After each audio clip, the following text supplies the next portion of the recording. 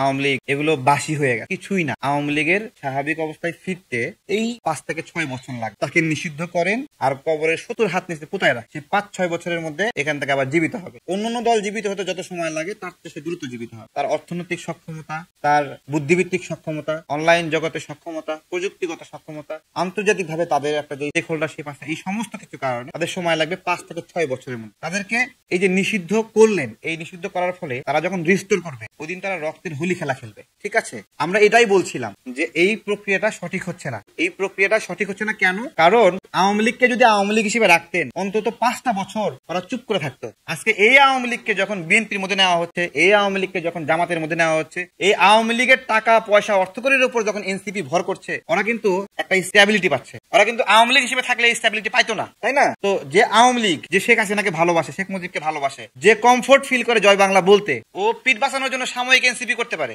ও যখন স্পেস পাবে তখন ওইখানে ঘুরায় পয়সাটা চট দিবে এনসিপি রে। বহুত বাটপারি করছে সর এখান থেকে। এটা করবে না, ওরা করবে না। তাহলে আমরা বলতেছিলাম এইটাই, সবাই এখন আওয়ামী লীগ হয়ে গেছে বিধবার বউ, মানে ওই যে মানে স্বামী পরিত্যক্তা বউ হয়ে গেছে। এখন সবাই এই আওয়ামী লীগের সেবা যত্নে লিপ্ত হয়ে গেছে, সবাই সেবা যত্ন করতেছে।